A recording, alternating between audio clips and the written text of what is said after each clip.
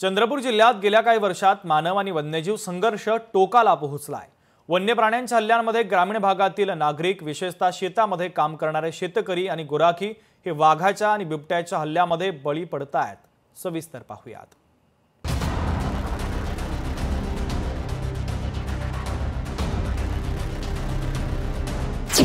राज्यात मानव आणि वन्यजीव संघर्ष शिगेला।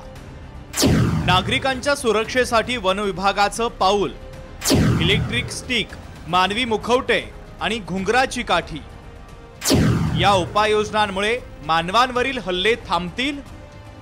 मानव आणि वन्यजीव संघर्ष शिगेला पोहोचलेला असल्यानं सध्या ग्रामीण भागात असुरक्षिततेची भावना निर्माण झाली आहे। वाघांच्या वाढत्या हल्ल्यांनी बेजार झालेल्या गुराख्यांच्या संरक्षणार्थ वन विभागानं तोडगा काढला असून सावली वनपरिक्षेत्राच्या अंतर्गत येणाऱ्या गावांमध्ये गुराखी आणि ग्रामस्थांना त्रिशूल असलेली काठी आणि इलेक्ट्रिक करंट असलेली स्टिक, मानवी मुखवटे आणि घुंगरू असलेली काठी यासह इतर साहित्याचं वाटप करण्यात आलं।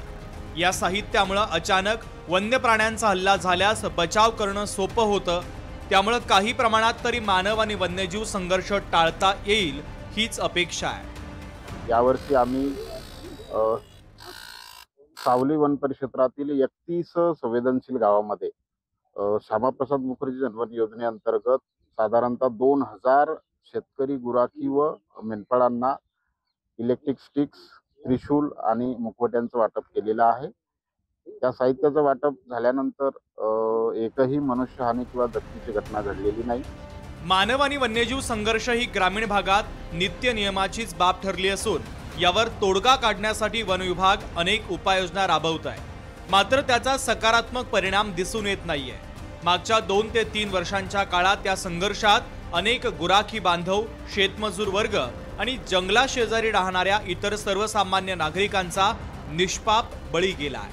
या साहित्यामुळे आम्ही शेतावर किंवा ढोराकडे जरी गेलो तरी आम्हाला एखादा माणूस आमच्या सोबत आहे अशी आम्हाला हिंमत आहे। याच्या आवाजामुळे जे आहे ना, जवळपास राहणारा कोणताही प्राणी नाही का हा दूर जाऊ शकते।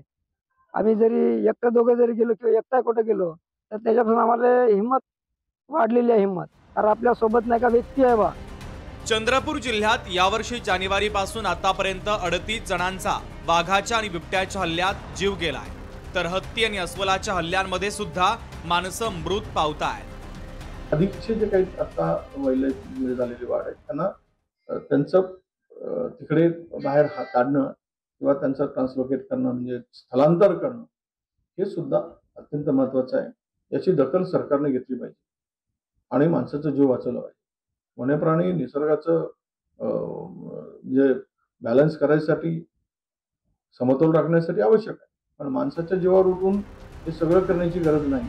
आतापर्यंत राज्यात वाघ, बिबटे, अस्वल, हत्ती यांच्या हल्ल्यात अनेकांचा मृत्यू झाला। शासन आणि वन विभाग ज्या उपाययोजना करतात त्या जास्त परिणामकारक नसतात, त्यामुळे सातत्यानं शेतकरी आणि ग्रामस्थांचा रोष वाढत चाललाय। त्यामुळे शिगेला पोहोचलेला मानव वन्यजीव संघर्ष कधी संपणार हाच मोठा प्रश्न आहे। अनिल ठाकरे, लोकशाही मराठी, चंद्रपूर। लोकशाही मराठी ऐका, पहा, जागरूक रहा।